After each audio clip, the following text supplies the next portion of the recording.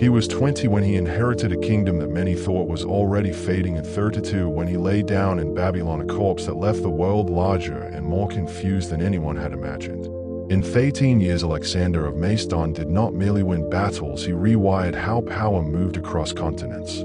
The obvious story: a brilliant general stormed the Persian Empire, founded cities with his name is true, but it doesn't explain how a one-man operation turned a compact, fiercely regional state into the largest contiguous empire anyone in the ancient world had seen. To understand that, you have to look at three things at once: the machine his father left him, the choices Alexander made on the march, and the way he married political pragmatism with theatrical legitimacy. The untold part is less about the flash of Gaugamela than about the plumbing beneath its supply lines, satraps, marriages, coins, and the slow acceptance of the idea that a Macedonian king could rule Asia. Start with where he came from.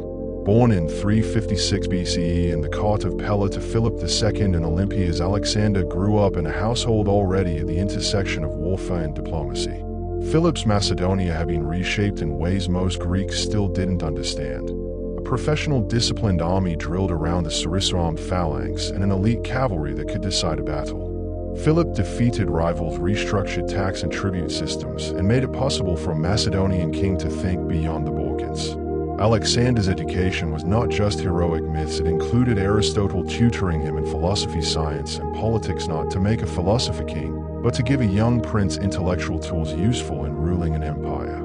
More concretely, Alexander learned strategy, logistics, and rhetoric. He also learned the value of stories. There's a pattern across his career. Take a real advantage, then make it look destined. When Philip was murdered in 336 BCE, Alexander moved quickly. He crushed dissent at home, eliminated political rivals, and sent a message to the Greek city-states by dealing ruthlessly with Thebes. That act was not gratuitous cruelty, it was a calculated demonstration that Macedon would tolerate no fragmentation before an expedition to Asia. He presented himself as the heir not only to Philip's army but to Philip's project. There would be no rollback. But inheriting Philip's army was only part of the equation. Where Philip built structures, Alexander turned them mobile and decisive. He kept the phalanx as the spine of the army, but he made the cavalry and lighter troops the instruments of rapid strategic strikes. He pushed his officers to improvise in real time when the situation demanded. Alexander led from the front, personally directing cavalry wedges to break fragile points in enemy lines. Early on in Asia Minor, these tactics let him convert superior tactical flexibility into strategic depth. Cities surrendered, navies shifted allegiance, and local elites made bargains. He also understood the rhetorical power of being more than a conqueror. In Egypt, he would be crowned pharaoh. At the Tyre oracle, he would claim divine sanction. That combination of practical military skills and cultivated myth gave him leverage in regions where direct rule would be costly. The result was fast expansion without immediate administrative suffocation. But rapid growth exposes seams. For Alexander, those seams showed up as stubborn sieges, rebellions in the rear, and the persistent question of how to turn conquest into rule. Crossing the Hellespont in 334 BCE was theatrical, but the consequences were methodical. Alexander did not simply charge east because he could. The invasion exploited months of planning and diplomatic groundwork that had left him a string of friendly or placated coastal cities. The first major fight at the Granicus River forced a choice: fight a disorganized Persian satrapal force on terrain of the enemy's choosing, or retreat and risk losing momentum and credibility. Alexander chose to fight. That decision was less bravado than logic. Momentum mattered in ancient warfare. Once a coalition of Western Greek forces that had been under Persian influence saw a Macedonian victory, the psychological dominoes fell. The victory at Granicus opened Anatolia. Local satraps either fled or offered allegiance. From there, Alexander's army became a shock engine and a negotiating force at once.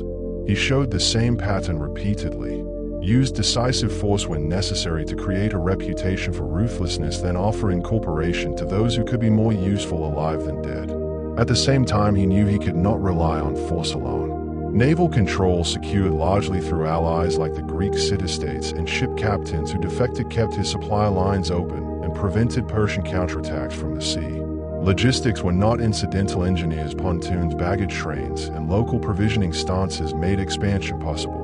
When armies marched deeper into Asia, food, fodder, and coin run out quickly if not planned. Alexander's staff, his officers, quartermasters, and local administrators ran an ad hoc imperial infrastructure that for all its improvisation had rules. Seize grain reserves, secure ports, stamp coins, appoint governors loyal to him. Those small bureaucratic moves are what turned battlefield victories into territorial control. The famous victories Issus, Tyre, Gaugamela were milestones. Each came with choices about how to convert military success into political permanence. At Issus in 333 BCE, Alexander faced Darius III in a confrontation that was equal parts strategy and theater.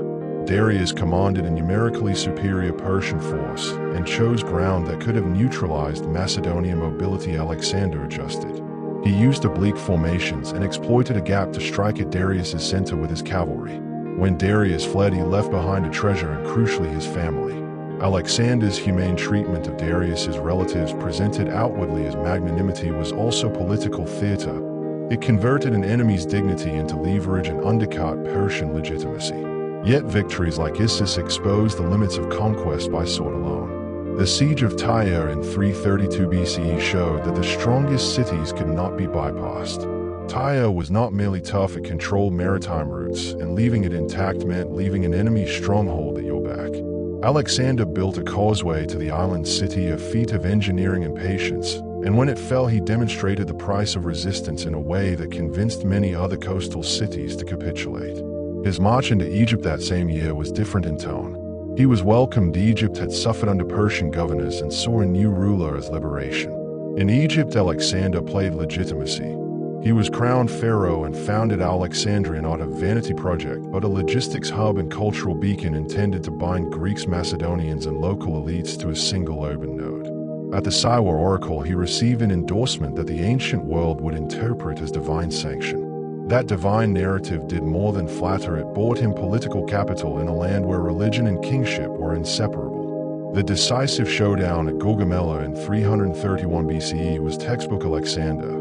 Choose the battlefield, force the enemy into an engagement that favors your mobility, and strike surgically. Facing Darius's even larger host, Alexander used terrain feints and timing. When Darius again chose to retreat, the Persian imperial center collapsed, not because every Persian soldier had been killed, but because the administrative and symbolic cores, Babylon's Susa, Persepolis, were now within Alexander's grasp. Taking those cities gave Alexander access to Persian gold and bureaucratic networks, and it forced him into another role. Not just conqueror, but emperor.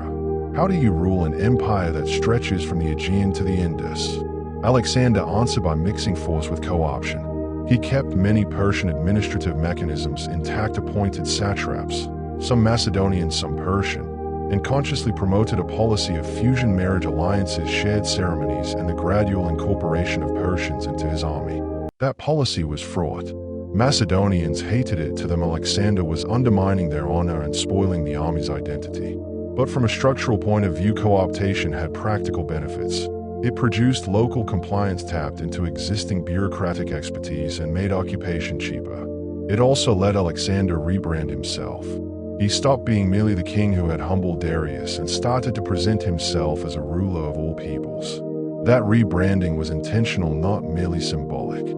He renamed cities, issued coinage stamped with his image, and encouraged Greek settlers to populate new foundation cities that would serve as administrative anchors. Naval commanders and engineers extended his reach, satraps collected tribute, and kept local order. The combination of military decisiveness and administrative pragmatism explains how he could claim so much territory so quickly. Yet control remained thin in places where the old loyalties ran deep. Pushing east into Bactria, Sujdina, and then India, Alexander encountered an entirely different problem set: geography and guerrilla resistance. In the Fertile Crescent and Persian Plains, cities could be taken and co-opted. In the mountains and riverine plains of Central and South Asia, supply chains were vulnerable, and local leaders preferred hit-and-run tactics over set-piece battles. The long, brutal campaigns against satraps and local chieftains showed Alexander's persistence, but also revealed that conquest here required more than a single decisive battle. Siegecraft, careful diplomacy, and the occasional brutal reprisal were all tactics he used, and in several cases he married into local elites as much to secure loyalty as to express personal alliances. The Battle of the Hydaspes in 326 BCE against King Porus was a perfect example of Alexander's paradox. A brilliant tactical victory, he outmaneuvered Porus, and his war elephants followed by pragmatic mercy. He reinstated Porus as a client king. That decision compressed two of Alexander's governing instincts into one. Conquer ruthlessly, but where it makes sense, convert enemies into partners. But after Hydas, his army refused to march further east at the Hyphasis, the Bees River. The mutiny of exhausted veterans forced Alexander to accept limits. The retreat that followed was no mere war calm, it was an administrative challenge as large as any conquest. He reorganized satrapies, launched naval expeditions under Granicus to secure maritime lines, and made mass marriages at Susa as a statement. Macedonians and Persians would be bound together. These were not purely symbolic acts. They attempted to weld diverse elites into a functional imperial class that could run a sprawling territory. Yet internally, the experiment alienated many Macedonians, and the tension between Macedonian identity and imperial inclusiveness widened. In 323 BCE, Alexander died in Babylon under mysterious circumstances. Fever poisoning, malaria, typhoid, historians still argue. But the political fact was clear. There was no robust institutional framework to succeed him.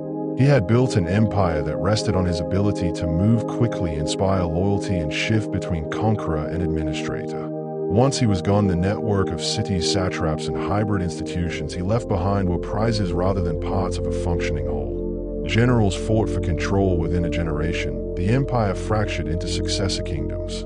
The untold story then is not that Alexander conquered so much, many conquerors have done that, but that he showed a new way to build short-lived imperial unity through military innovation, administrative pragmatism, cultural fusion, and theatrical legitimacy. He built vast reach on fragile foundations, and his success and failure together teach a lesson about the limits of personal rule at imperial scale. If you want the next block, I'll continue with deeper looks at his tactics, logistics, city foundations, and the social consequences of his policy of fusion.